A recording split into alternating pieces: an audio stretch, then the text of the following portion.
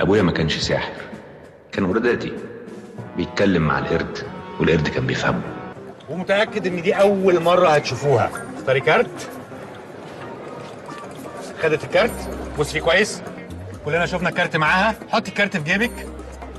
وعايزكم كلكم تختاروا كروت انتوا كمان. اتفضلي يا مدام. شاكر جدا. خلاص كلنا شفنا الكارت دخل في جيبها. هنعد 1 2 3.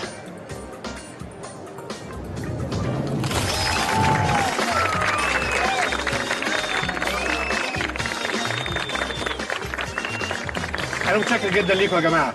عن اذنكم.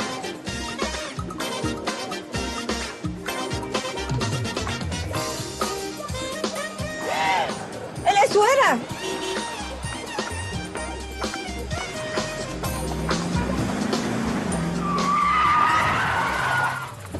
انت اعمى ولا شامم كل على الصبح؟ اعمى وشامم كل على الصبح. يعني لو كنت موتك كنت لبستني مصيبه؟ بقول لك ايه، ما تخلينيش اهزقك واقل قيمتك قدام صاحبك. انت رايح فين؟ بص لي. اسمك ايه يا مراد يوسف العربي. وشقة البت دي على فين؟ رايح عند امير صاحبنا فاهمان معين. ومفهمك ان هو بيحبك، وبعد ما يخلص معاكي عنده ميعاد مع بنت. اسم البت ايه؟ اسمها نانسي. بنت اسمها نانسي. واخدك عند امير صاحبكم، المفروض ان هو عيان عشان يتعمل عليكي حفله هناك. طلع حظك الحلو بقى ان هو كان هيلوشني بالعربيه. هو عمل كده ليه؟ انا نيمته مغناطيسيا. لو عايزه تصحي قولي التعويذه دي. 0 1 2 3 1 2 3 4 6 رشاد الشناوي. دي نمرتي سهله الحفظ. انا هصحيه دلوقتي وهو هيفتكر ان انا كنت بساعده يغير عجله العربيه. شكرا كمان. ولا يهمك يا كابتن، انا رايي تغيرها بقى لان هي شكلها مفسيه كده. عندك حق.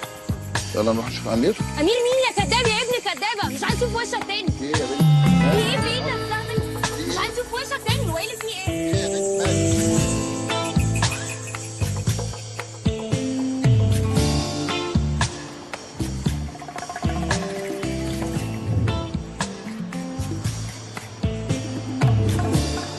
هي اكيد مش صدفه، لان انت مش بتعمل حاجه صدفه. ايه اللي فكرك بيا يا طه؟ زنقت في قرشين. وحشتني يا رشاد. وحشتك فجاه كده؟ انت اللي من ساعه ما ابوك اتسجن وانت كبرانه في دماغك تغطس ولا تقفش. انت عارف انا عمري ما هحسبك على حاجه. بس بجد وحشتني يا رب.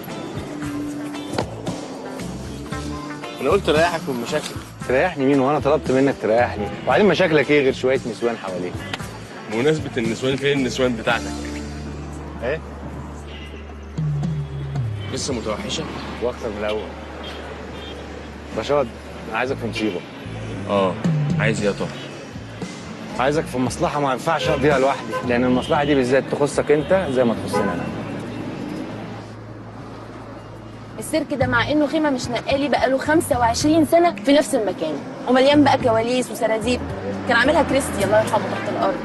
والحاجات دي بقى كلها هتنفعنا جدا في النمره الاولى والاخيره، بس محتاجين وصله في النص. وانا عملت مكنه بوصله هتخرجنا من على المسرح لغايه بره. هتخرجنا بسرعه يعني هنهرب في الانجاز؟ لا هي مش طويله قوي كده، دي يا دوبك توصلك لغايه الباب. وانت اللي هتقفله.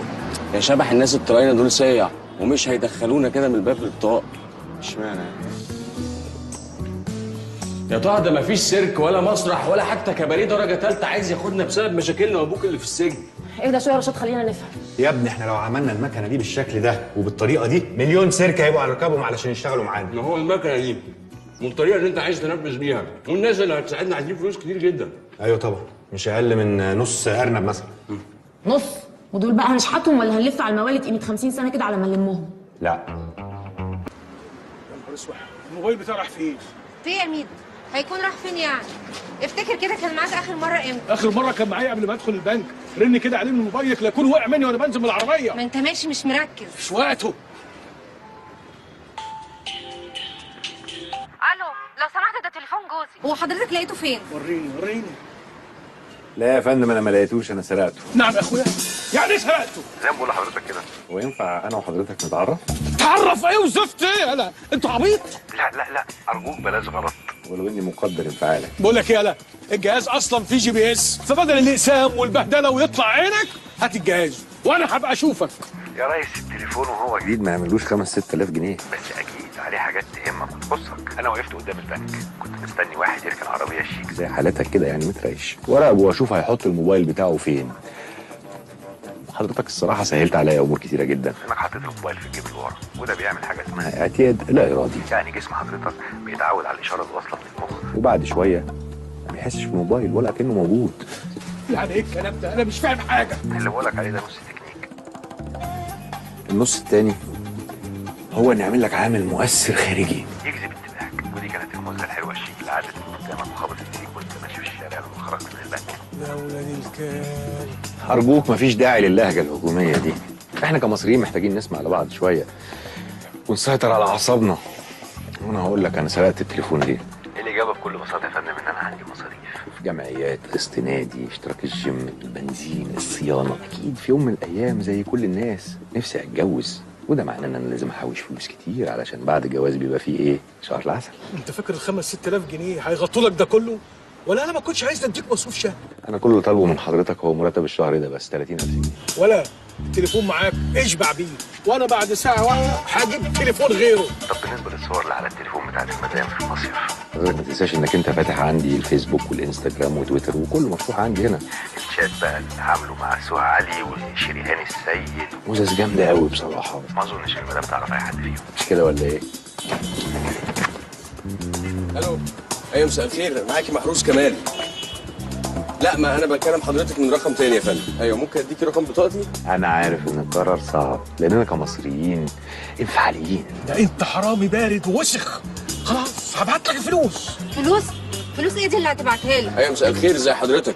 انا كان جاي لي طرد كبير جدا على الموقع بتاعكم، بس هغير العنوان اللي هستلمه فيه.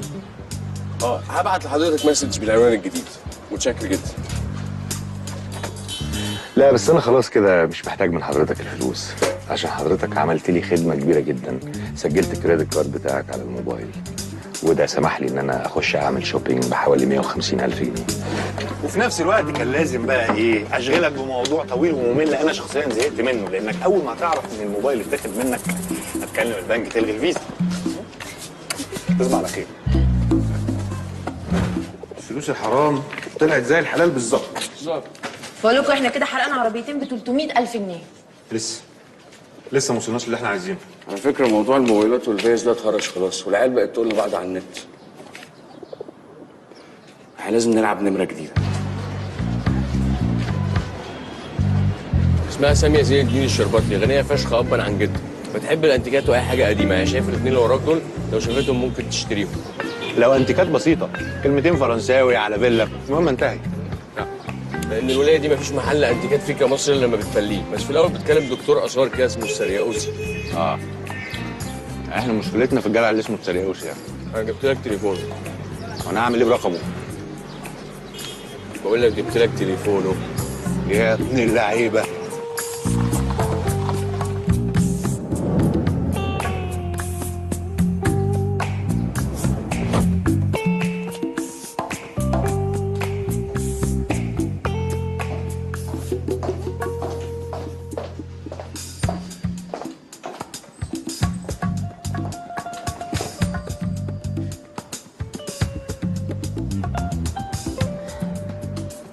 amazing really amazing. فعلا تحفة. لوحة نهر الحب. بس دي لوحة الليل لفان جوخ. اصل انا كنت بتفرج على الفيلم امبارح، بحب الفيلم ده جدا. ريهام حجاج مذيعة الراديو. سامية شغال. انا ارتحت لك جدا، قررت افضفض معاكي. انا صرفت كل اللي ورثته عن بابا على اللوحات والانتيكات، وضحك عليا كتير قوي لغايه بقى ما قابلت عوام. مين العوام ده؟ عوام ده فنان شاب موهوب جدا جاي من ايطاليا، وايمانا منه بان الفن ده ملك كل الناس قرر يبيع كل لوحات بنص الثمن، اوريجينال كلها. ده معاه نص لوحات بيكاسو ورافايلو ودوناتيلو كلهم. طب انت ممكن توديني عند العوام ده؟ بصي يا مدام ساميه، انا ارتحت لك، وايمانا مني برضو بان الفن ده ملك كل الناس. انا هوديك لعوام، لا كتير عليها طبعا. استاذ عوام، مفيش حد هنا ولا ايه؟ استاذ عوام، ازيك؟ عامل ايه؟ فاكرني؟ انا اسفه جدا ان انا جيت لك من غير ميعاد. الفنانين ما لهمش مواعيد. ميرسي جدا. مدام ساميه. عشان ايه يا مدام؟ مدام سامية كانت عايزة قريشة رافائيلو. اوه بس دي مش للبيع. جو ميكسكوز مسيو عوام، كل حاجة في الدنيا للبيع. أنا مستعدة حالا أكتب لك شيك ب 2 مليون جنيه لو عايز تصرفه دلوقتي ممكن. ايه ده 2 مليون؟ لا طبعا. أمال عايز كام؟ انا عايز 300,000 جنيه. وطبعا المليون و700 اللي حضرتك عرضتيهم ممكن تبرعي بيهم لجمعيه خيريه بترعى الحيوانات الاليفه، ده شيء يسعدني جدا. اميزنج، ريلي اميزنج. بس طبعا لازم أكلم حد يجي يشوف الحاجة. بيان سور، اكيد ده حق حضرتك. جو ميكسكوز.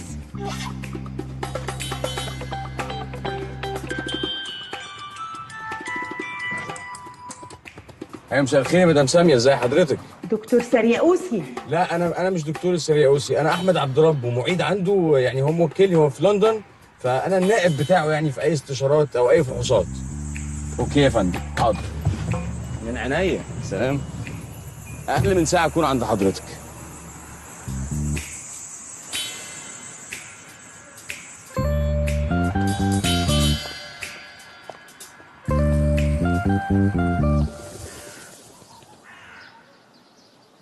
دلوقتي احنا فلوسنا كلها كملت واللعبه الكبيره هتبدا، وزي ما ابونا علمنا الحاوي محتاج 3 حركات علشان الناس تسقف له وما تكشفوش. الحركه الاولى تشتيت الانتباه.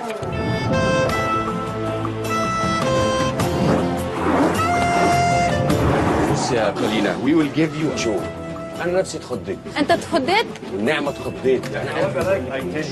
This make your circus number 1. تخيل مان هير هوب في ثانيه behind each بيبو. شغل عالي برتغالي. زي امين. امين.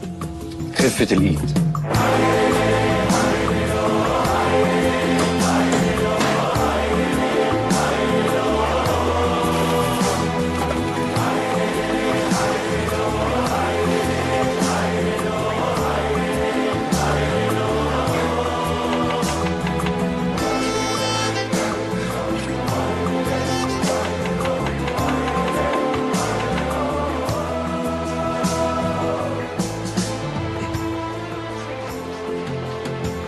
زيرو 1 2 3 1 2 3 4 ستات.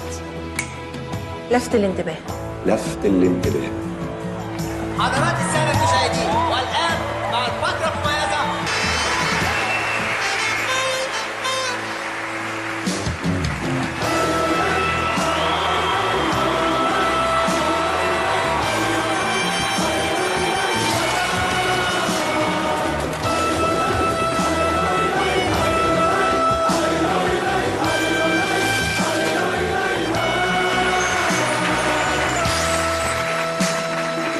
انا عارف ان الحماس ماليكوا تشوفوا ايه اللي هيحصل، بس اللي هيحصل دلوقتي دي مش خدعه، دي حقيقه.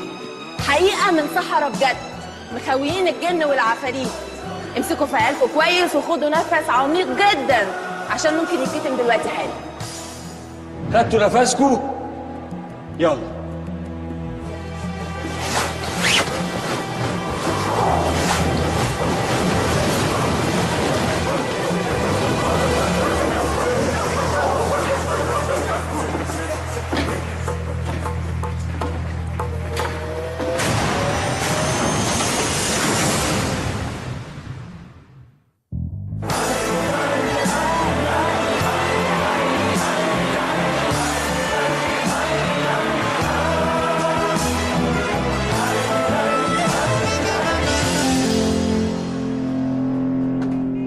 طبعا احنا بقالنا شهر بنعرض، انا زهقت فشخ. انا كمان زهقت يا رشاد، بس عايزنا نعمل ايه يعني؟ لازم نجهز واحده واحده من غير ما حد يحس بينا، والا ابوك هيضيع منا. وهي تعديله واحده من فضلك. هي التعديله دي لازم نعملها عشان لما يجي لك التليفون يا شبح تبقى انت امان. بس هنا يا بول. Okay, but I can't understand why you want to close all the door during the show. بص يا ابوي، this trick new sell a lot of ticket. دبل بيبول هنا على طول. وي ويل سيل ذا تيكت فور 200 باوند. 200 لو مش عايز وي ويل جو تو يور كازن ان اسكندريه. لا لا انا مش عايز فيليب، انا عايز الشغلانه دي. واحنا بنتكلم انجليزي ليه اساسا؟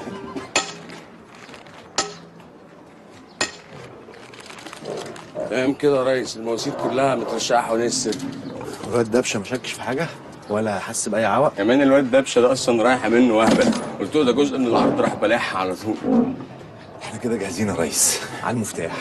فول يجي لنا التليفون ننفذ على طول. ماشي تمامك يا معلم. اركن بلن. عمال السيرك 6 وما بيبقاش في حد في الكواليس خالص غير النمره اللي بعدنا، كلهم على بعض 3 4 وحبايبنا. راجل حطه على السبيكر. الو. النهارده يا طه. النهارده ايه؟ احنا ما اتفقناش على كده. ما اتكلمتش من بدري ليه؟ انت قلت لي انكم جاهزين على تليفون مني. ايوه بس يعني انا عايز افهم. النهارده التلات حفله الظهر، مش هيبقى فيه اكتر من 50 واحد. يوم الجمعه المسرح هيبقى مليان ومش هتعرفوا تتصرفوا. والاهم من ده ان احتمال يبقى في شخصيه مهمه تحضر العرض النهارده. افق شخصيه مهمه ايه والنهارده ازاي احنا مش جاهزين كده طه انت مش خايف؟ اخاف اتحبس يعني؟ لا فيها موت يا شبح.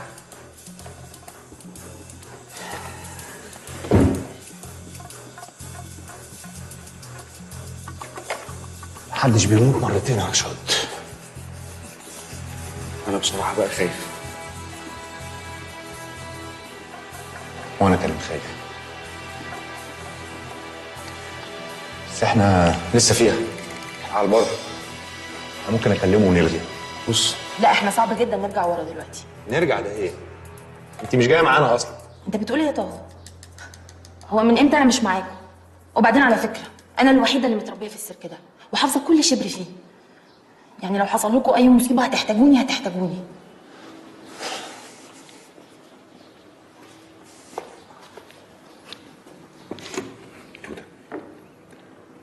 انا عمري ما حبيت حد قدك،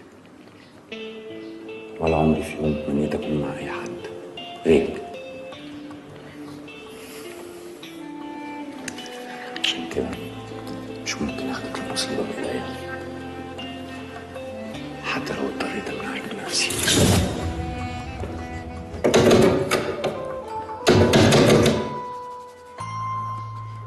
لا انت اكيد بتهزر صح؟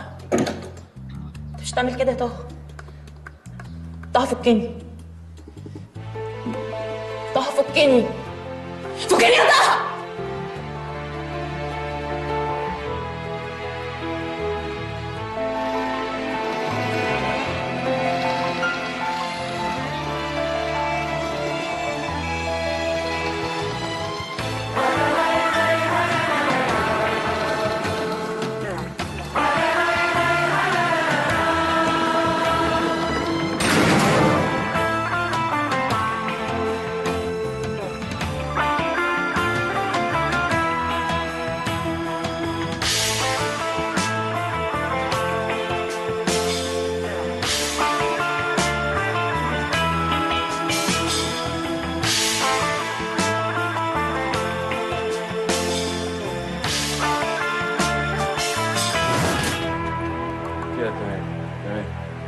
بقول لك يا رشاد، لو غلطه واحده حصلت كلنا هنموت، انت فاهم؟ لو ما لحقتش تجري في ال5 ثواني والواد ولع النور كلنا هنموت. لو البيبان كلها ما اتقفلتش كلنا هنموت. لو الشغل اللي بره السيرك كله ما اتعملش في ميعاده كلنا هنموت. على فكره مش خايف على نفسي بس، انا خايف عليك انت كمان. انت عارف انا خايف من ايه؟ ايه؟ خايف هتهب معاك وتتجنن فيها زي ما بتعمل كل مره. المره دي ما ينفعش، انت فاهم؟ ما تفكرش انت بس في توته وكله هيبقى تمام. توته؟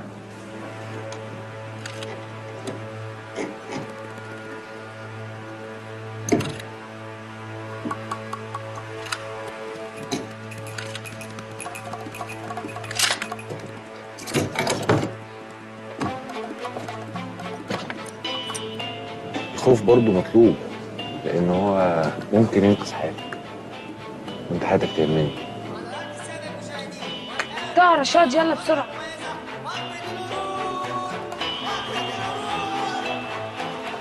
يلا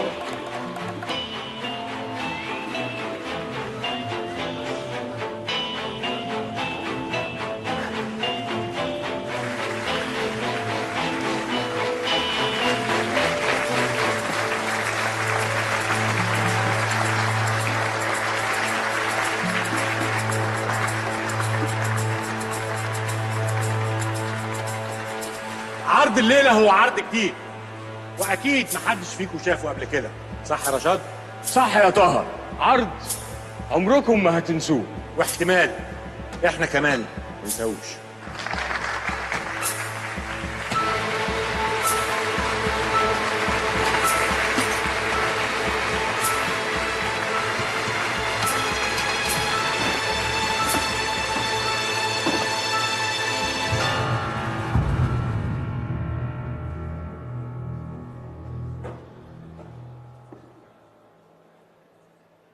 عرض النهارده الكبار فقط.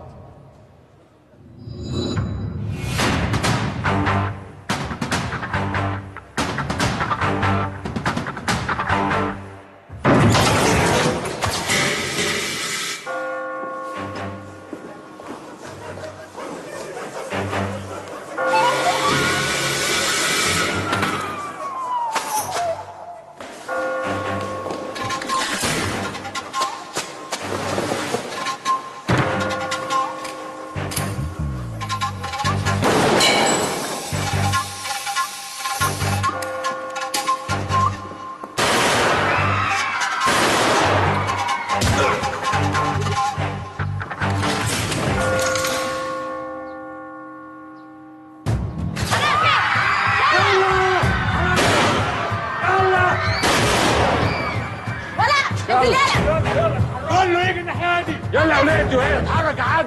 يلا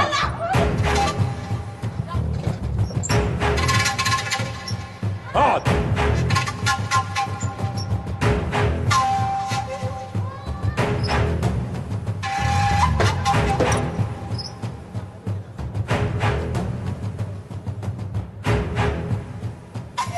No! What are you doing? No! بقول لكم ايه؟ احنا جايين نقضي شوية وقت معاكم من غير ازعاج. اللي هيفتح بقه او يعمل اي حركة كده ولا كده هفضي الخزنة دي فيه، فاهمين؟ كله يطلع موبايلاته. طلع موبايلك يا طلع. يلا يا والله العظيم يا باشا انا معايا موبايل. يلا لف.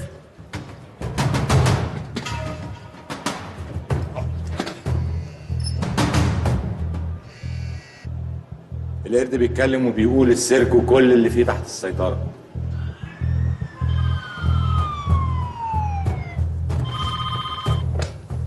ايوه صباح الفل يا باشا، انا بس كنت عايز ابلغ عن حادثه حصلت دلوقتي في السيرك الاوروبي اللي في المعادي. في عصابه كده خطفت السيرك واخده الناس رهاين، وانا واحد منهم يا باشا. ولا مش ناقصه مبرشمين على الصبح يالا. مش مصدق؟ طب اسمع كده يا ريس.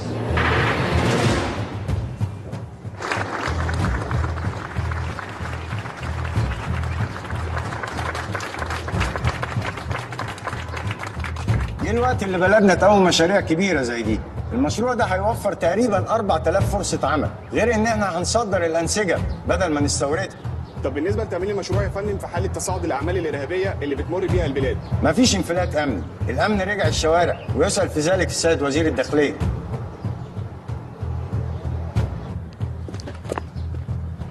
انت عارف ان انت عمرك ما جبت لي خبر حلو ابدا.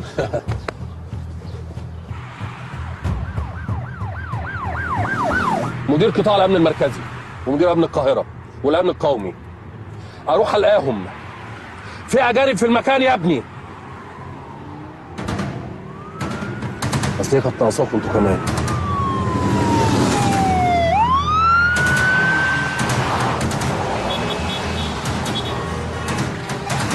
كل ندات الدائري من المنيب للمعادي. انا خمس دائري من مسجد المنيب قناه جديده.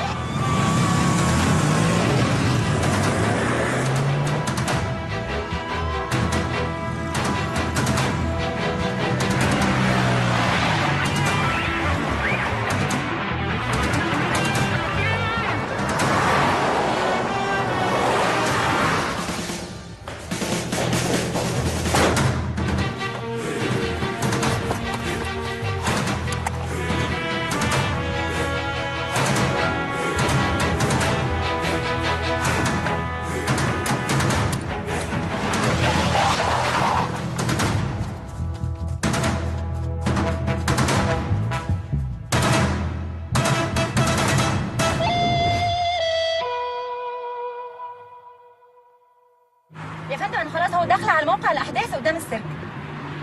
لا لا لا لا معايا كاميرا.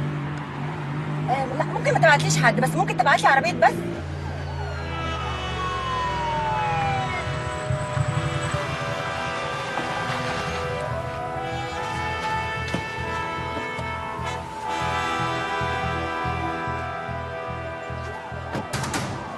الناس دي بتعرف قبلنا ازاي؟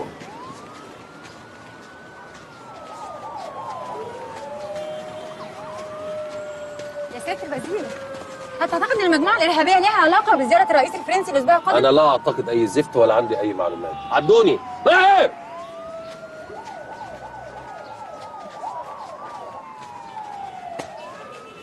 ايه؟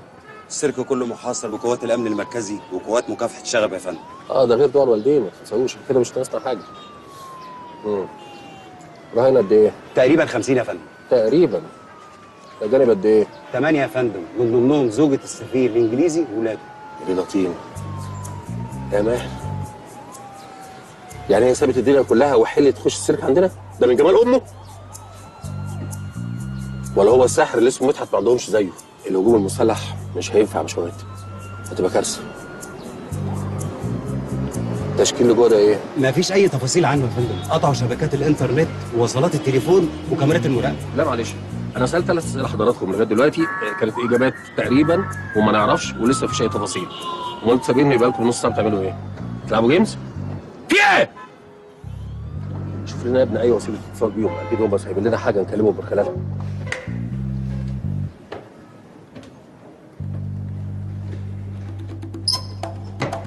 ايه ده، انت ايه اللي جابك هنا؟ هو انت بقى ما بتردش على تليفوناتي عشان تعمل الجريمه دي؟ ايه الجمدان ده؟ ايه البرود ده؟ انت مش خايفه؟ بتعمل انت بتساعد؟ انت مجنون ولا ايه؟ دي قنابل اللي هيعديها هتنفجر ونموت كلنا. انتوا عايزين مننا ايه؟ احنا مش عايزين منكم انتم اي حاجه. حرام عليكم، ده احنا كنا جايين نخرج عيالنا. مش عايز اسمع صوت. طول ما انتوا سامعين الكلام محدش هيتأذي. ايوه يا ابني، اللي بيكلمك دلوقتي وزير الداخليه. الو؟ الخط واصل ولا ايه؟ الخط واصل، بس انت لما قلت وزير الداخليه انا خفت، اتخضيت، ولا اترعشت، وزي ما انت سامع كده لساني تقل، لدرجه ان من كتر خوفي ده بفكر اموت كل الرهائن اللي عندي. طلباتك تنزل القناصه بتوعك من على الاسطح اللي حوالين المبنى ده. ما حصلش. ما تخافش، انا لسه ما موتش اي حد، بس عايزك تبقى فاهم كويس قوي، انا زارع 40 قنبله في كل واحد قاعد في المكان، اجانب ومصريين، والقنابل دي كلها متوصله بريموت كنترول، والريموت ده له زرار واحد، وانا اذا اتضايقت هدوس الزرار والناس دي كلها هتتفرتك. احنا عايزين نتعامل مع العميد يوسف شامه او العميد زكريا المص. العميد يوسف شامه البقاء لله توفى من شهرين. يبقى العميد زكريا المص. زكريا المص ده احنا رفضناه، انت عايزه في ايه؟ ما هو قدامك حل من الاثنين، يا تبعت لنا العميد زكريا المص يا تطلع يوسف شامه من التربه. يا ماهر، شكلنا كده داخلين على ايام سودة.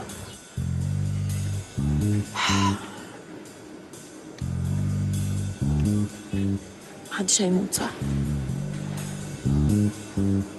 ان شاء الله مفيش حد هيموت. محدش له ذنب في اللي احنا بنعمله. وانت كمان يا توته مفيش اي ذنب في اللي احنا بنعمله. وراي.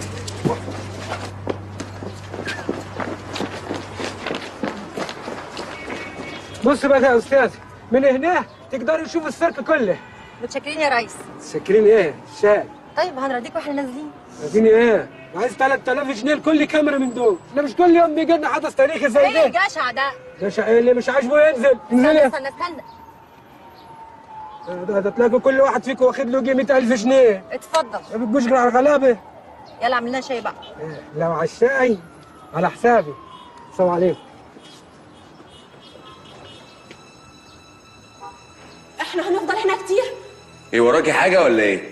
اخرسي خالص يا تيسير، الراجل ده مش هيستحملك زي يعني. يا رب ما كانتش امها تيجي النهارده، كانت تصرف رصاصه هي وامها وارتاح منهم الاثنين في يوم واحد. بان على حقيقتك يا ناقص. لا بقى، ابوكي طلب النجف وقلت ماشي، والغساله قلت ماشي، والثلاجه والبوتاجاز وقلت ماشي. امال لو كنت بخطب الانسه هيفاء وهبي كنت هتكلف ايه؟ صلي على النبي يا عبد العزيز، وانت كنت هتخطب الاستاذ هيفاء وهبي ازاي يعني؟ مش فاهم. اول خروجه معاك يا شيخ تتمسك رهاينه كانها بتنام. انت بومه حاول اخد اخر كمان. انا بومه يا راجل يا فقري يا عديم عيب يا تيسير، عيب يا عبده، عيب عليكم كده. احترموا بعض شويه او احترموا اللحظه اللي احنا فيها. ده احنا كلنا ممكن نموت. انا من الصبح انا عارفه اني مش هروح النهارده. انا ايه اللي جابني هنا بس؟ امبارح اتصاحبت على البت صاحبه محل الجواهرجي اللي جنب السيرك هنا، خدت لها شبه تتصور مع تافهه قوي. ضربت على الهارد بتاع كاميرا المراقبه وحطيت واحد تاني مكانه، مع اني كان نفسي اتشهر وصوري تنزل في التلفزيون، بس يلا. ده يا فندم تفريغ الكاميرات المحلات اللي جنب السيرك يا فندم. وايه يا ست راده؟ اتفرج عليها في الشارع ولا ايه؟ احنا اسفين لما عليك. لا يلا، وفي عدل من اول اليوم شغل. ما كنتش اعرف انكم فيها، لو الله فتشني فتش. اسماعيل السيد تريقوا علينا يا ست راده. اقفل الزفت ده. فتشني فتش. سياده الوزير، مكتب رئاسه الوزراء على التليفون. الو؟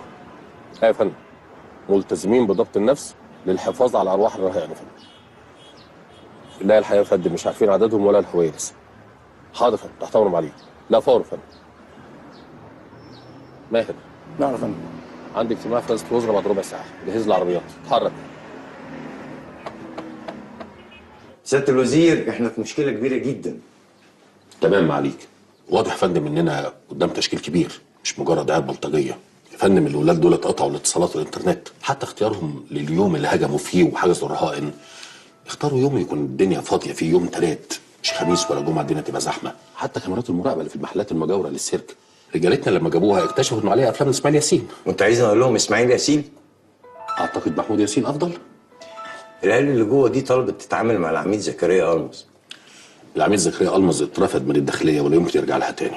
العيال طالبينه بالاسم، والعميد زكريا ما اترفدش، ده استقال، وكلنا عارفين الكلام ده. ايوه بس هو استقال بعد ما خرج من الداخليه بفضيحه، ثم اكيد الولاد طالبينه لانه ضابط شمال هينفذ لهم اللي هم عايزينه. سياده الوزير، القرار الاول والاخير ليك، ولازم نجنب المشاكل الشخصيه وبالذات في المصايب المهببه دي.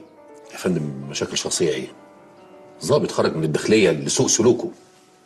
ثم انا اللي برجع اقول ايه للظباط والقيادات اللي عندي. يا فندم انا عندي كفاءات عاليه جدا تقدر تتعامل مع الموقف، بس انا محتاج شويه وقت مش اكتر. ده قرار اعاده العميد زكريا المز للخدمه، امضيته ترجع لسياده الوزير. قرارك سياده الوزير.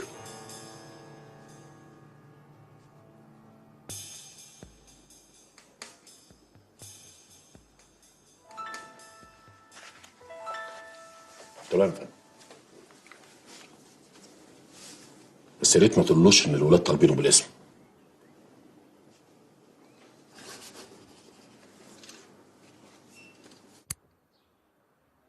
هذا وقد كلف السيد الرئيس وزير الداخلية ومعاونيه باتخاذ الإجراءات اللازمة وتفويضه بكل الصلاحيات من أجل تحرير الرهائن. داليا كردوس، قناة المنيرة.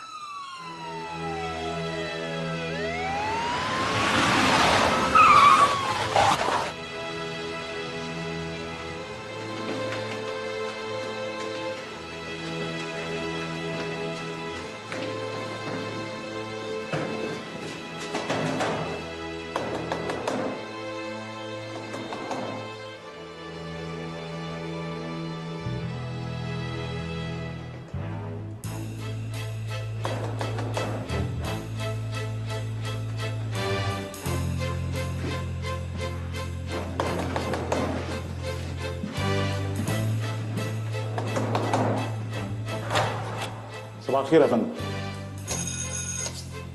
خير ايه بالرزق اللي انتوا بتعملوه ده؟ النجاره شغاله اهو. انتوا جايين تقبضوا عليا ولا ايه؟ زكريا باشا، ده قرار رجوعك للوزاره يا فندم. لا يا شريف. دي حاجه حلوه.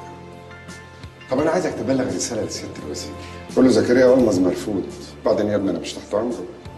وقت ما يعوز يرفدني يرفدني، وقت ما يعوز يرجعني يرجعني. وبعدين بصراحه بقى انا مش فاضي. بربي الكلب بتاعي. بشرب قهوه. تيجي تشرب قهوه معايا؟ ولا انت شكلك مش فاضي؟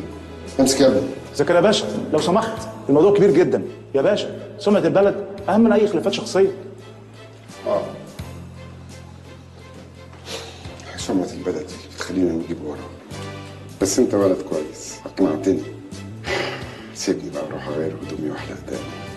في الظابط دقنه طويله مش كده؟ بس انت برضه ولد كويس.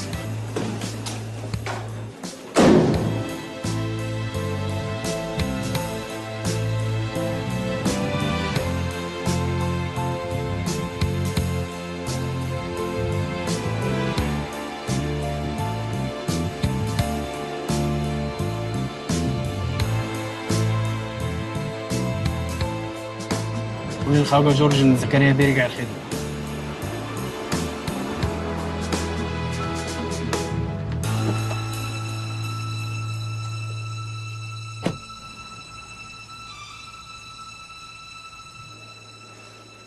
تليفون جالك يا معلم؟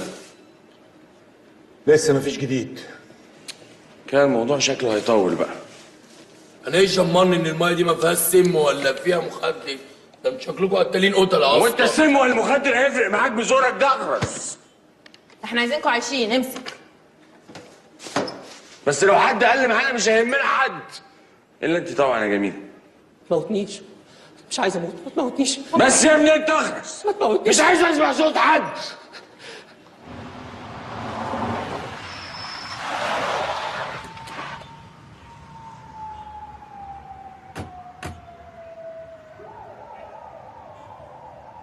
ايوه. طبعا. طبعا. مع السلامه. صباح الخير يا فندم. اهلا وسهلا. يا ترى عدد الرهائن قد ايه وعدد افراد التشكيل عصابي قد ايه؟ لا يا ريت. ما اعرفش. وزاره الداخليه كلها حوالين السيرك ومحدش عارف. اسمع زكريا، انت هنا غصب عني، وانا كنت اتمنى يكون عندك نقطه دم وتعتذر. يا باشا مصلحة البلد فوق كل اعتبار.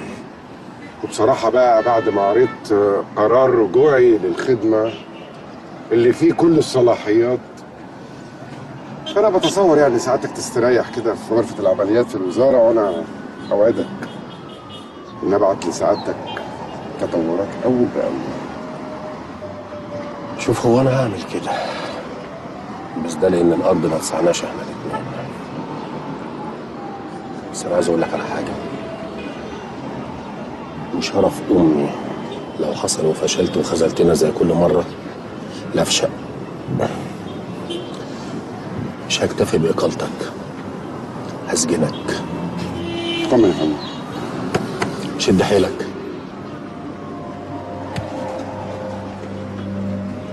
مقبولة يا فندم، مقبولة.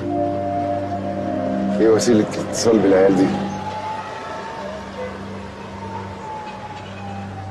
ايوه يا ابني. سيادة الوزير. لا يا سيدي انا مش الوزير. لحظة كده معايا.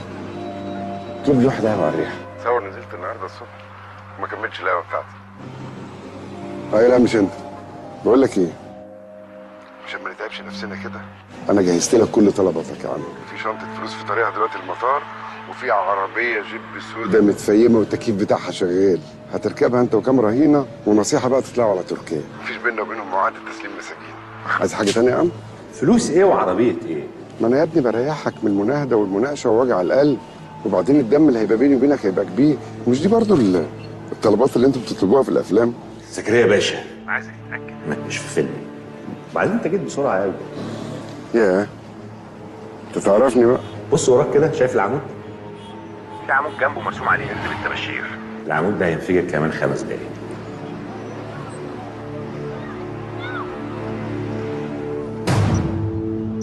خبير مفرقعات، واخد المربع ده فورا.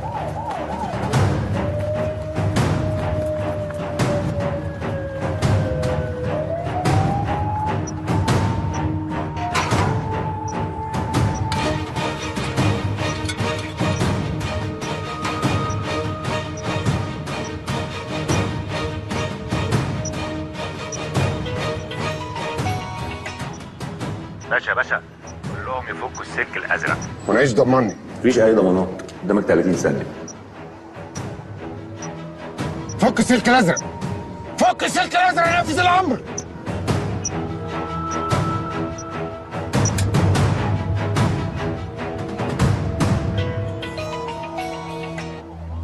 زكريا يا باشا. طبعا انت عارف ان انا ليا عندك واحده كده، وعشان تتاكد ان انا ما بهزرش يكون في علمك السيرك كله والعمارات اللي حواليه مزروعين قنابل، ومش المربع ده بس، لا ابعت رجالتك على مول 6 اكتوبر حمام الرجال، هتلاقي هناك مفاجاه جميله هتنفجر كمان 30 دقيقه، والمره دي بقى اقول لهم يفكوا السلك الاخضر. بعد كده عايزك تكلمني تشكرني، وساعتها هقول لك طلباتي ايه.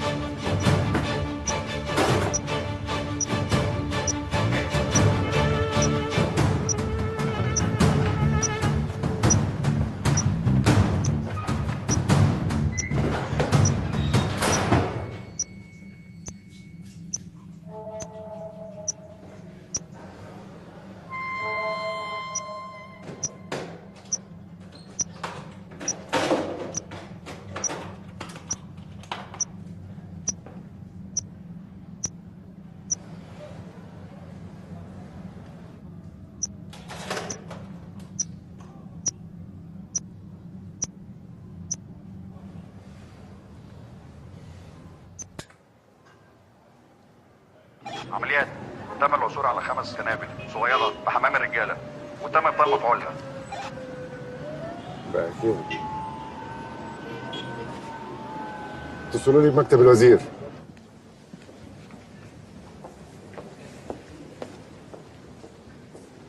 انا جبت تفريغات كاميرات المراقبه بتاعت المطعم اللي جنب السيرك ده، غير الهارد اللي اتسرق النهارده بتاع اسماعيل ياسين. وبعدين في مجموعه بتفرغ كل صور الناس اللي دخلوا السيرك في خلال يومين، وفي خلال ساعه هيكون في حصر مشتبه بيهم. بس انا عايز عربيه الام ديو. نعم يا فندم، عايز ايه؟ عربيه الام ديو سعادتك. ليه ان شاء الله؟ لو تحارب ولا ايه؟ هتلم لي ملفات اهم اماكن في الدوله، الامن العام وامن الدوله في عربيه واحده؟ كده يا فندم. انتوا مش غيرتوا اسم امن الدوله؟ الامن الوطني يا سيدي، هي دي اللي فارقه معاك قوي؟ ايوه بس علشان نفهم. لا اوكي اتفضل. يا فندم الموضوع خطير جدا، احنا مش عارفين العيال دول مفخخين ايه بالظبط. دول ممكن يكونوا مفخخين الوزاره هنا. لا طبعا على الوزاره، شوف غير. بعد الكشف عن الخرائط يا فندم، لان على بعد 1 كيلو من السيرك في بنك مهم جدا. عارفه. وورا السيرك في مكان الاقامه الجبريه بتاع كمال عبد اللطيف، حضرتك عارفه برضه. وعلى بعد 3 كيلو في 3 مباني حكوميه. يا فندم بعيدا عن اي مشاكل شخصيه. لا طبعا. احنا في مصيبه يا فندم. الله يطمنك. خير ان شاء الله. خير.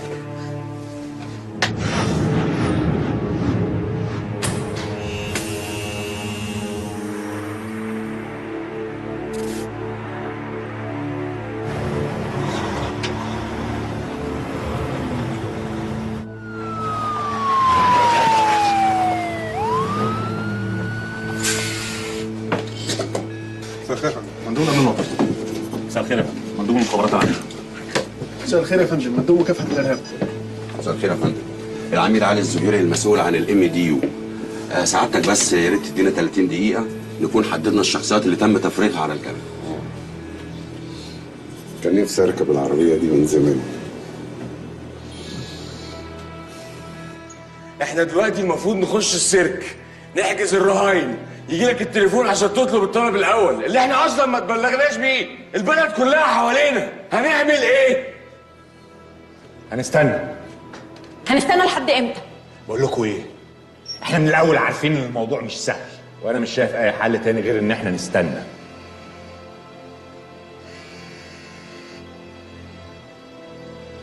القرد بيتكلم.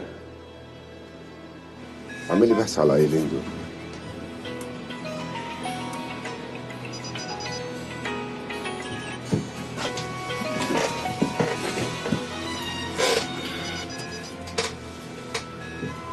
ايوه يا ابني.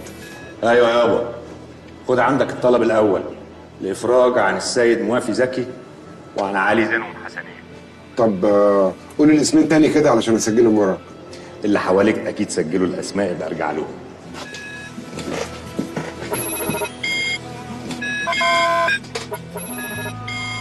دول 2 ارهابيين تبع تنظيم القاعده. انت ايه دخلك بيهم يا ابني؟ بقول لك ايه، انا بأمر، وانت لو ما نفذتش ارواح ناس كتير هتبقى في رقبتك، وانا ما بتكلمش على الناس اللي هنا بس، انت عارف كويس انا بتكلم على ايه. وراهنك على 100 جنيه انك هتروح تجيب لي جوز الرجاله دول. اعتبر نفسك كسبت الرهن. عايز العيلين فين؟ عايزهم هنا في السيرك.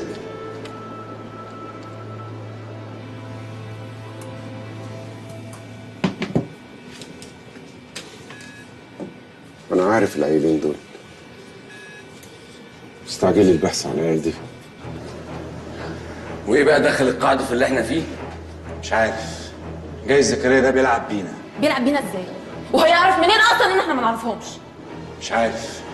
بقول لك ايه يا طه، انا ابتديت اتوتر وممكن تهب مني واعمل حاجات كلها هنندم عليها. انت عايز نعمل ايه يعني يا رشاد؟ يعني ايه عايز منك ايه يا طه؟ يعني انت جايبني بعد 3 سنين شغال لوحدي تسحولني معاك هنا؟ رشاد اهدى. لا مش ههدى، ده ايه؟ ما فيهاش سبعة انتوا الاثنين. انت اتجننت يا رشاد؟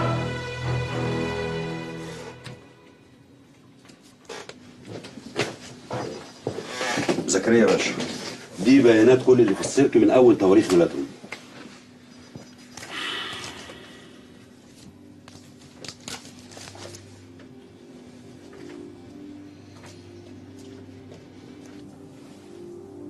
ايوه بس ايه علاقه العيال دي بتنظيم القاعده؟ ما اظنش يا فندم ان ليهم اي علاقه. حسيت في لحظه ان الولد اتفاجئ لما عرف انهم من التنظيم.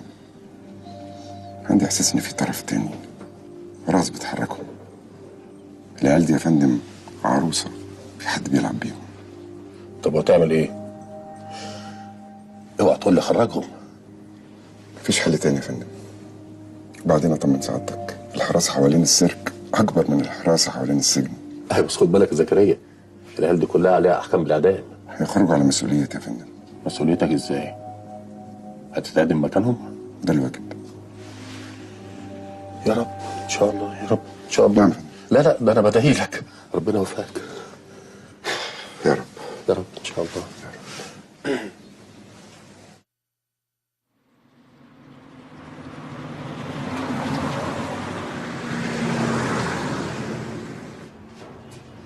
تفتكر واخديننا على فين؟ الله اعلم. منه لله زكريا، لولا ان جابنا من بيوتنا وعرف ان احنا اللي قتلنا السياح في شرم الشيخ، احنا كان زماننا في حته تانيه.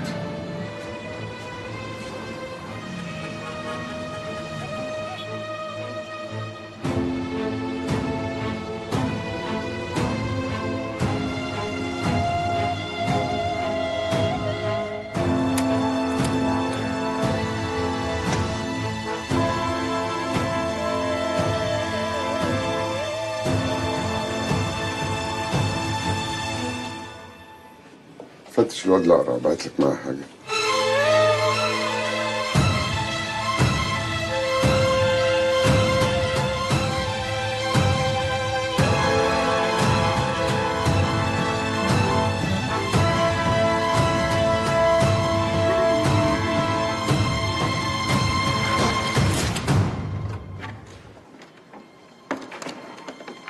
تعالى هنا.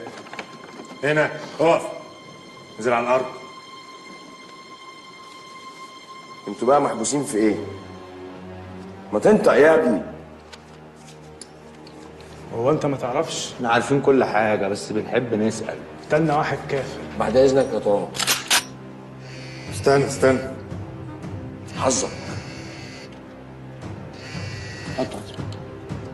ايوه القرد بيتكلم. ما تفتكرش اني هرد عليك غير لما تقول كلمة السر. الراجلين معانا هنا، احنا كده خلاص عملنا كل اللي اتطلب منا. وانت تعرف اصلا ايه اللي مطلوب منك؟ بقول لك ايه، انا مش طاهر، انا رشاد اخوه وساعات بتهب مني، فلو ما قلتلناش بالظبط كمان 10 دقايق عايزين مننا ايه، انا هموت لك كل شويه واحد. مات الكلام. انا ابتديت احس ان في مصيبه بتطبخ بره السيرك. تفتكر يا ماهر العيال اللي جوه دول خاطفين الرهاين ليه ما دام ما طلبوش فلوس؟ انا متاكد يا ماهر ان العيال دي عرايس في ايد حد تاني، بس الحد التاني ده بقى عايز ايه؟ ولا يمكن يكونوا العيال دول بيعملوا حاجه بره واللي جوه ده تمويل؟ ما تفكر معايا يا ماهر يا ولاد اللئيمه. الحكومة المصرية تستجيب لطلب المجموعة الإرهابية بالسيرك وتقوم بإخراج 2 من أخطر الإرهابيين انا مش فاهم عليهم. البت دي عايزه ايه هذا بالظبط. ضعف من الحكومة يعني احنا لو هجمنا ونص الرهاين ماتوا نبقى غلطانين، ولو تعاملنا بهدوء وضبط نفس برضه نبقى غلطانين. العميد زكريا ألمظ. ما تشوفوا لنا حل في البت دي يا جماعه. بعد اذن معاليك مش هينفع الكلام ده خالص، هنقلب الصحافه علينا يا فندم. مفيش حد ابدا مقدر اللي احنا بنعمله.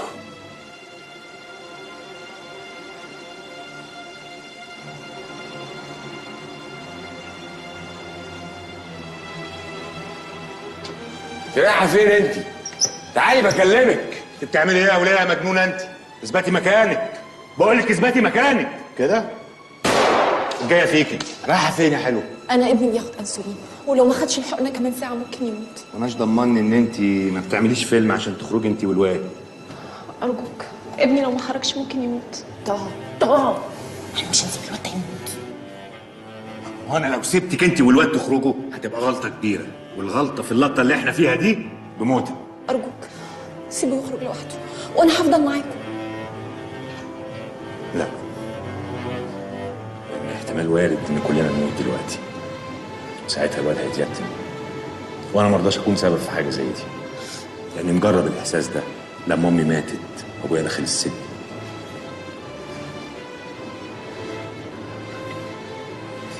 بس انا ممكن اعمل تعديله بسيطه في الخطه. مش هينفع تخرج. ايه يا رشاد في ايه؟ الواد لو ما خرجش هيموت. انتوا مش فاهمين انا بقول ايه؟ مش هينفع يخرجوا. ما تهدى يا عم انت، لا تموتنا كلنا. انت اللي هتموتنا كلنا يا طه. الواد يخرج لوحده. سياده العميد انا مش هقدر استنى اكتر من كده. الوضع خرج بره السيطره. انا اديت اوامر بالاقتحام.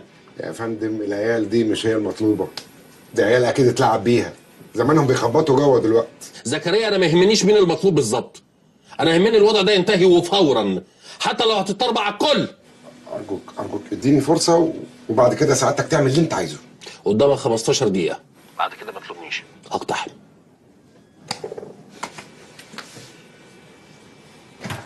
زكريا يا باشا، في ايه؟ في مصيبه تانية؟ باب السيرك بيتفتح.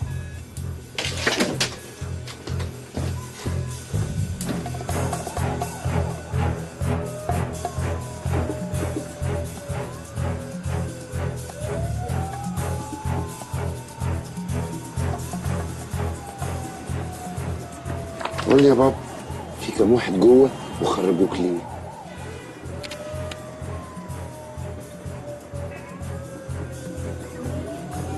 خد الدواء ده بسرعه للولد، بعده في عربيه اسعاف.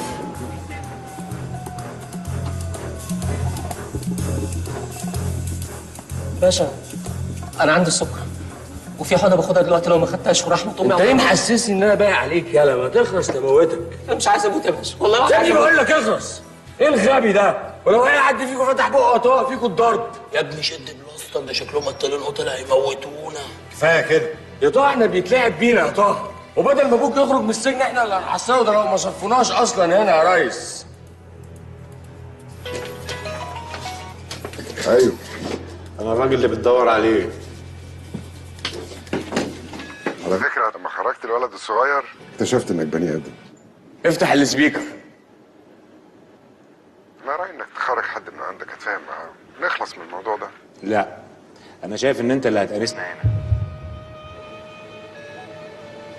ده مش هيحصل سعادتك. لا هيحصل، وكل 10 دقايق هموت لك واحد. تعالى انت. اسمك ايه؟ اسمع عبد العزيز. انا هعد من 1 ل5. بعد 5 عبد العزيز هيموت. طب سعادتك اديني ساعة واحدة بس عشان أمن سعادتك. 1. طب اديني اقل من ساعه وانا هدخل لك. 2. ما تعالى يا رشاد، انت بتعمل ايه؟ 3. قلت لك هدخل لك بعد ساعه. 4. سيبي صلاح يا زهر. انت كنت عارف كويس ان انت اول واحد هتموت.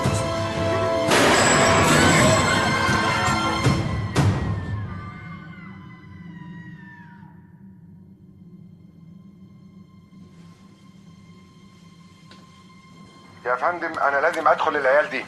اتمنى بس الرهاين ما يزيدوش واحد. الله اعلم بقى.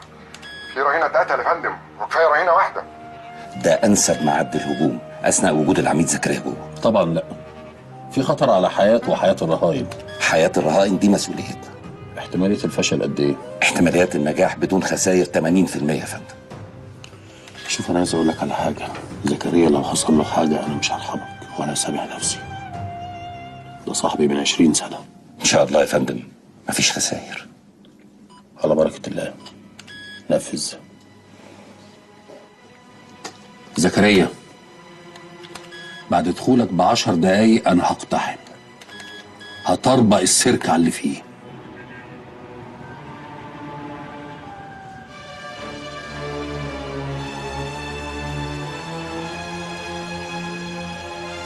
ملوش لازمه.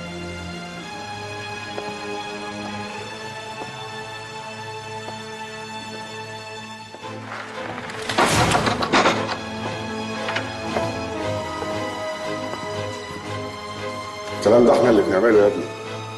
مش عيب تفتش ضابط شرطه؟ خش.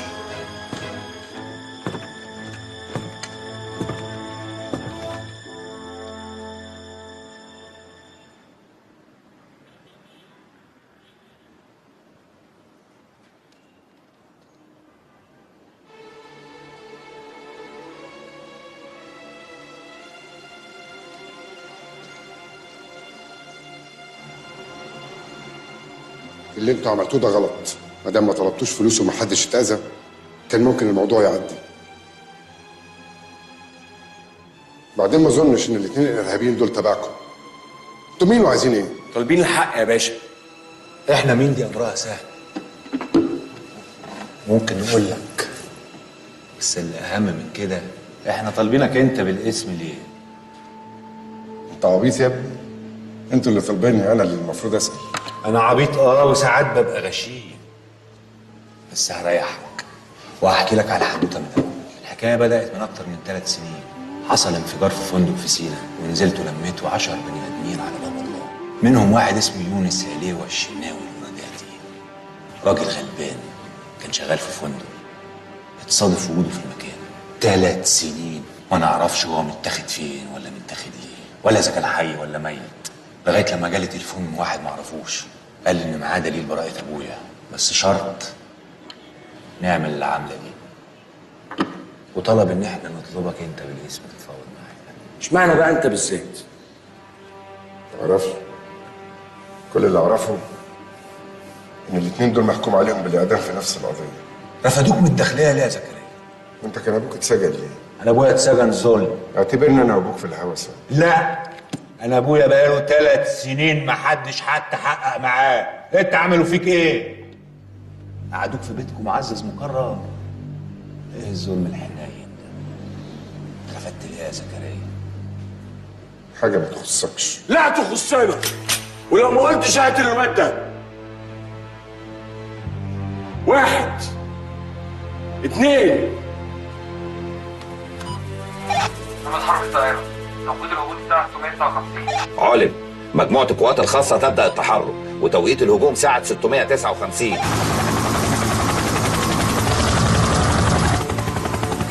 3. خلاص. علشان حبيت في شغلانتنا ديت ما ينفعش قلبك يصحى. لازم يكون ميت بس خسران. اشتروها بتراب الفلوس. اتفضحت. اتلقت سوق سلوك. مش ده الظلم برضه؟ انت اضرب، ما انت ظالم كتير. كتير، بس حالات البلد المصايب اكتر. اللي زي يا ابني لازم يكون الوش الوسخ. الحاجات كتير علشان امان البلد. وما همكوش واحد ياخد مؤبد ظلم من غير زعل؟ ما يهمناش. شوف يا ابني، اللحظة دي أنا ما يهمنيش مين اللي وراكم، لأنه أكيد حد كبير وعايز يظهر الحق. تعالى نسميه انا وانت عبد الحق ونركنه على جنب. الاثنين اللي انا دخلتهم لكم دول ممكن تاخدوا منهم الاعتراف اللي انتوا عايزينه قدام كل الاعلام، وانا رجعت شغلي تاني. سيبني بقى اخرج علشان امن هروبكم ويا دار ما دخلك شر. هروبنا ده بقى الحاجه الوحيده اللي احنا اللي لازم نأمنها نفسنا. هتخرجوا ازاي؟ هتتفرج، بس لازم نستنى اخر مكالمه فيها الشفاء. سيدي هايه عليها دليل اثبات براءه ابويا، مش هتعتع الا لما اعرف هستلمها ازاي. تمام كده بقيت التعليم. ربنا معاك.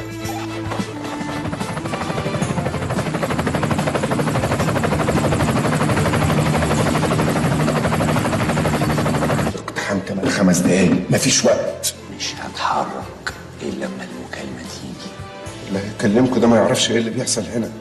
الاقتحام هيحصل وهنضيع كلنا. يا باشا ما نضيع، ولا انت خايف على نفسك بس؟ انا لا خايف على نفسي ولا عليكم، انا خايف على الناس اللي ملهاش ذنب دي. الناس اللي ملهاش ذنب اللي انت لسه قايل ان هم ما يهمكوش، بقيت خايف عليهم؟ انت عايز ايه؟ انا عايزك تهدى خالص، لاني مش هتحرك من هنا الا لما تجيلي المكالمه.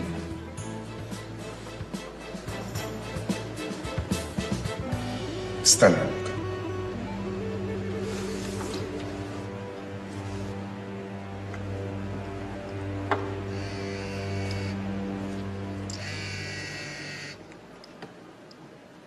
ايوه. ايه يا طه؟ مش هتقولي القرد بيتكلم؟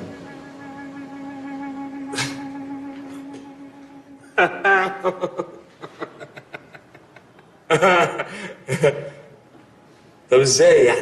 من غير ازاي ومن غير ليه؟ اسطوانة اللي عليها براءة ابوكم اهي. قدامكم 3 دقايق والدنيا تتطربع عليكم هنا. انت اللي عامل ده كله؟ يا كلمه العميد اللي جنب زكريا المص دي تستاهل كل اللي احنا عملناه. خلصنا يا طه، خدتوا حاجاتكم، سيبونا نخرج وشوفوا هتخرجوا ازاي، مفيش وقت. ماشي قوم بينا. بقول لك ايه؟ احنا عملنا كل حاجه انت عايزها. صح. بس بعد اللي انت عملته انا ما اضمنكش. تقصد ايه؟ اقصد ان احنا هنسبقك عشان ورانا مشاوير. وبقى خلي اصحابك يفكوك. طه يلا يا رشاد. يلا يا شبح. طه ما اتفقناش على كده يا طه. طه القرد بيتكلم. القوات الخاصه ابتدوا يتحركوا، الحكومه هتقب علينا. يلا عبده. يا عبده قوم، انت جاي تنام هنا؟ ما ينفعش كده يا عم طه، انت بتنام معانا ساعه واحده بس، انا بقالي 6 ساعات ده ابو ضهري وجعني يا رشاد. خلاص مش وقته، هبقى اجيب لك شريط ترومادول. يلا يا عم والشبح يظبط. شاهد يا عمي. فين الموتوسيكل؟ الموتوسيكل جاهز. انت بتزعق ليه؟ هما كمان معاكم؟ مش كلهم، بعضهم. يا ناقص يا واطي يا ابن الكدابه. انت طالع يا تيسير. طالع يا تيسير. كنت فين يا سيدي؟ عقبال ما اشتريت المكنه، وبعدين الفلوس اللي انت اديتها لي ما كفتش، وعشان اكون سكه معاك دول الباقي. يعني انت المكنه دي هتنجزك يعني؟ دي اسرع من باقه النت. يا عبد العزيز دي فيها موت يا عبد العزيز. انا ما بموتش. موتش ازاي؟ ما بموتش ازاي؟ عادي يعني. ولا انت كل اللي عليك انك هتقعد في وسط الجمهور، هتقزقز لب وتاكل فشار وتنبسط قوي من العرض. واول ما هنعمل اللي احنا هنعمله عايزك تقلب فرخه، تقعد تعيط وتخوف الناس اللي حواليك، تحسسهم ان احنا وحوش وقتالين قتله. هتعرف بقى تعيط وتولول وتعمل الحبتين دول ولا هتكشفنا؟ دي حركتي المفضله. انا من الصبح انا عارف ان انا مش هروح النهارده. بقول لك انت تحرق لي شعرك ده، انا عايز يبقى شكلك موظف كده غلبان عشان تصعب على الناس. هرش. انا عايزك تشغلهم لي، وعايز شويه من الحكومه يجروا وراك. جاهز يا عبد العزيز؟ جاهز. استنى. القرد بيتكلم. بقول لك ايه يا طه، في حكومه كتير هنا على يمين السيرك، وفي قوات خاصه ابتدت تتحرك على شمال السيرك. عايز مصر كلها تعرف ان في مصيبه كبيره، كارثه بتحصل، وعايزك تتابع الاخبار من بره السيرك وتبلغيني بيها اول باول. لما هتكلم معاكي مش هتقولي لي اي حاجه الا لما اقول لك كلمه السر اللي هي ايه؟ القرد بيتكلم. عبد العزيز هتخرج من باب السيرك اللي على اليمين هناك ده. حاضر. استنى، خد الواد ده معاك. قوم يقف. قوم. يلا كتفوا وراكوا بسرعه. يلا خلينا في الموزه الجامده دي. يلا بدل ما افضيها فيك. يلا اخلص. يلا يلا نقوم مع بعض كلنا، معلش. هوب ثانيه واحده. خلاص يا جماعه كنا بنهزر معاكم بصراحه كلنا، ده هزار، فاحنا هنروحكم دلوقتي تمام. عايزكم بس تبصوا مع ايدي هنا.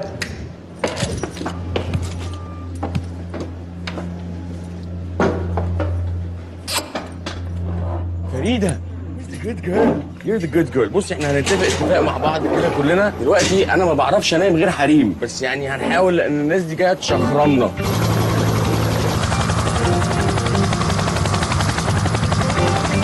فانا هعمل كده، كلنا هنعمل ايه؟ هنركز مع ايديا. انت صاحي اصلا ولا انت مش مركز معايا خالص؟ ركزوا مع ايديا عشان هننام كلنا مغناطيسيا.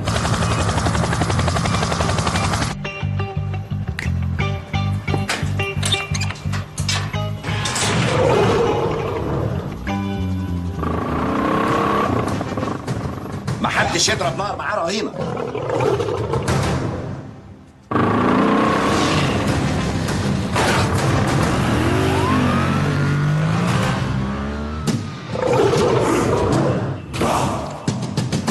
يا سيد فندم.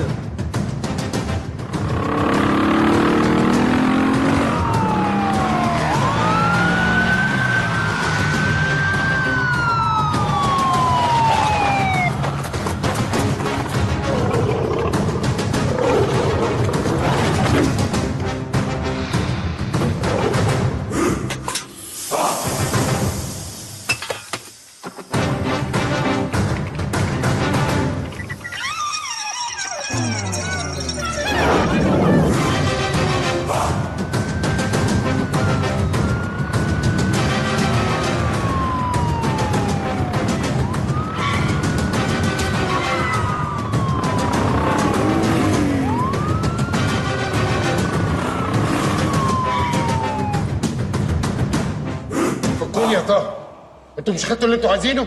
طب ما انت كمان خدت اللي انت عايزه. احنا لسه حاجه بسيطه كده. انتوا بتعملوا ايه؟ تقلقش، مش اسلوبنا. ملناش في الناشف يا انس. رهنك على 100 جنيه اني هوقفك قدامي تاني يا طه. تم التعامل مع الرسوم. ابدأ اقتحام الست بحذر، احتمال وجود مفرقعات.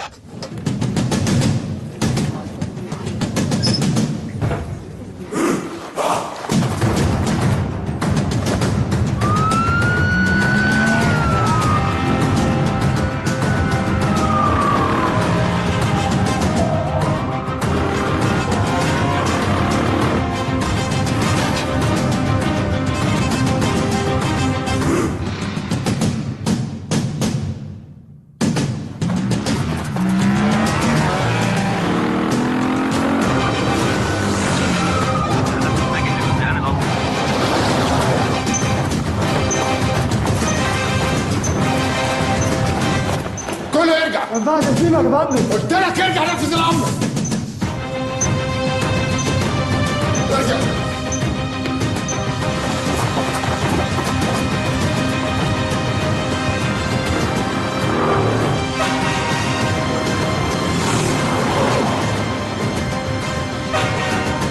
واحد يا فندم ما ينفعش واحد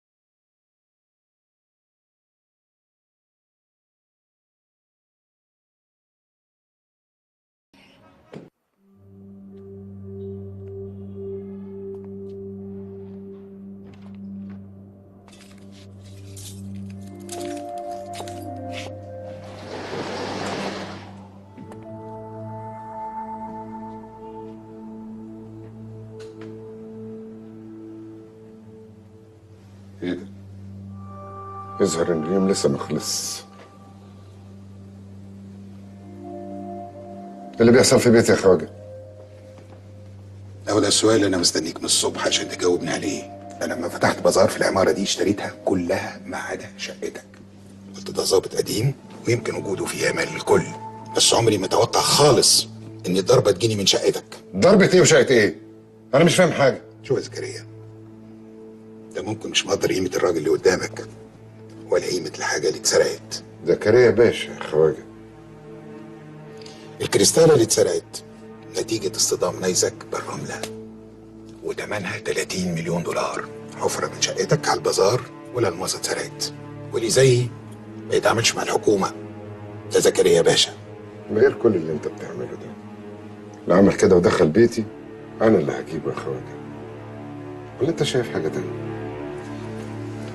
انا لولا قدام التلفزيون وشايفك قدامي طول الوقت كنت قلت ان انت حافظ على كلامك يا خواجه. لا مؤاخذه، انا عارف ان انت رجعت الخدمه يا زكريا، بس ده يعني ممكن يكون سباك، نجار، الواد بتاع المكوى. عموما انا هسيبك تستريح شويه ونرجع نتكلم في الموضوع عشان نعرف بس حصل ازاي.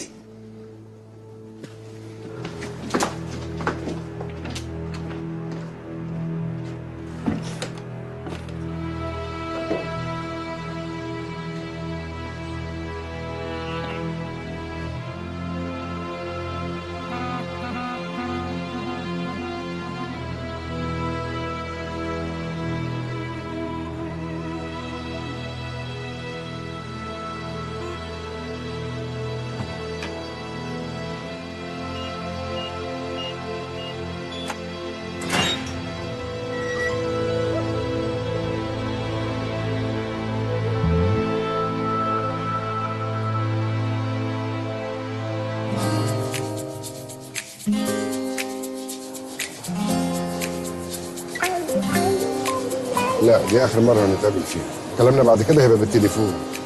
طبعا انت عارف الملف ده فيه ايه؟ ده ممكن يدخلك السجن بقيت عمرك. الملف ده مش هيخش الداخليه تاني طول ما هتعمل اللي بقول لك عليه، وبعد ما نخلص كل حاجه ليك كمان نص مليون جنيه. يا زكريا يا باشا اوامرك، وهي كلها مصلحه واحده.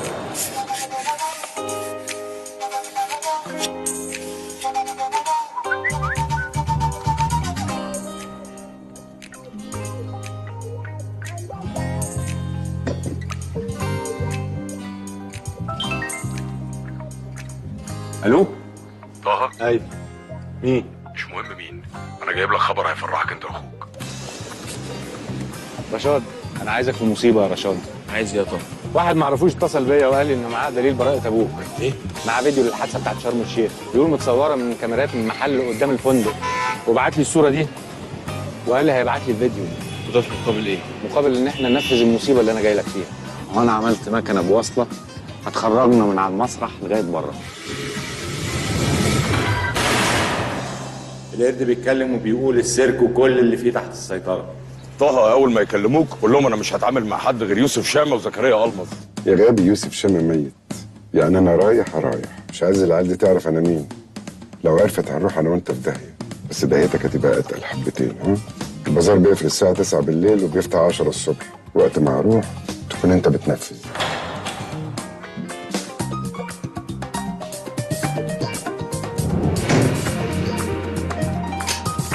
رشاد، مش عايزين حد يتأذي. تأذوا مين يا شبح؟ ده اكسسوار سيما. بس لو حد قلب اصله عايزك تعمل لي فيها مجنون. اعمل فيها مجنون ازاي يعني؟ اقتل لك 3 4؟ ايوه اقتل لي 3 4. 3 4. ولازم تجيبي سيره واحد اسمه زكريا المظ، شكلهم كده عايزين يلبسوه الليله. العميد زكريا المظ. انا لولا قدام التلفزيون وشايفك قدامي طول الوقت كنت قلت ان انت. وايش دخل القاعده في اللي احنا فيه بقى؟ جايز زكريا ده بيلعب بينا.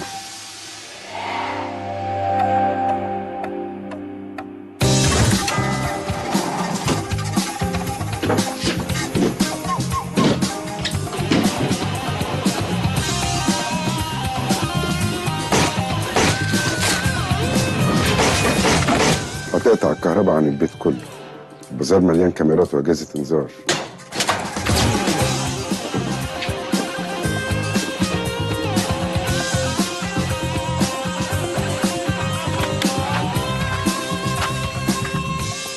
الخزنه مش هتفتح بالطريقه البلدي بتاعتك. دي هتتغطى نيتروجين وتتجمد.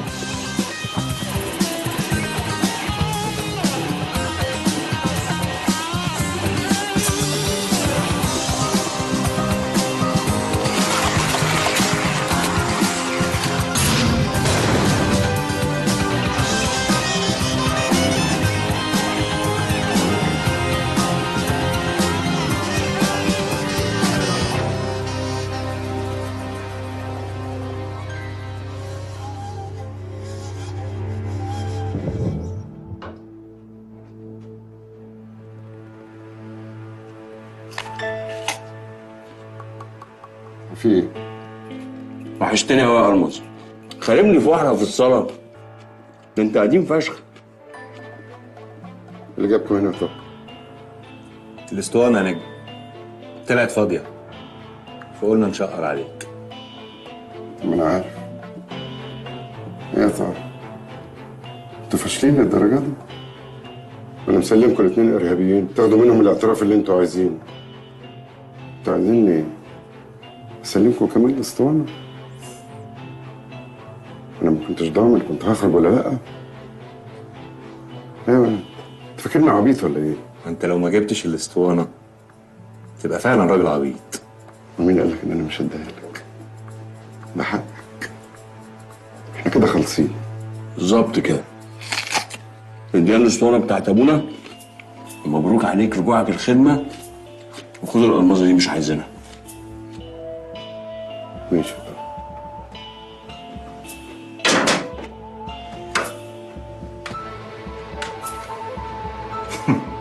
واحناش ضمننا ان دي مش زي اختها فاضيه هي كمان. لا نضمن ناخد كل الحاجات اللي عنده في الخزنه دي.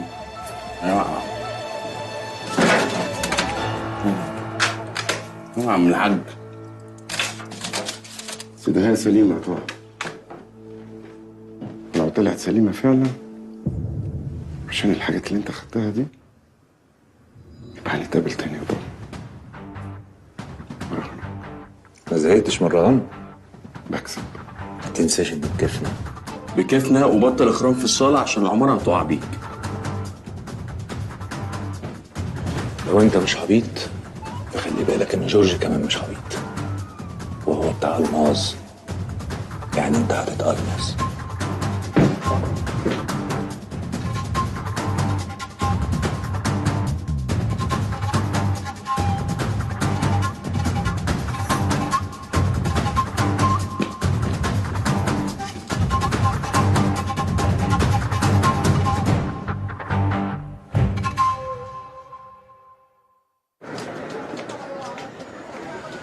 ابوك اتاخر يا شبح. مستعجل على ايه؟ هتلاقيه دلوقتي طالع فجأة.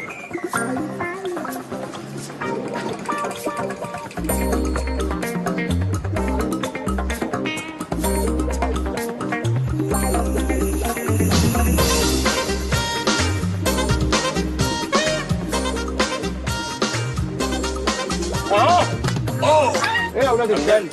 3 سنين سابني في السجن. يا حاج ده حاج انت واخد تأبيدك خبرناك بعد 3 سنين. وانا الحمد لله. الحمد لله. يا قراداتي مين الموزه الحلوه دي؟ نسيت توته؟ دي مرات ابنك يابا. ده راجل فاقد الذاكره خالص. توته الوصله توته. سيبك منها. بقول لك ايه، انا محفظ نسوان مصر كلها نمرتك. امسك التليفون اهو. جدع علق. لا حلوه ما تنساش النمره. ها كام؟ زيرو كام؟ 0 1 2 3 1 2 3 4 ستات. 4 ستات على الشرع برضه. طب هات التليفون.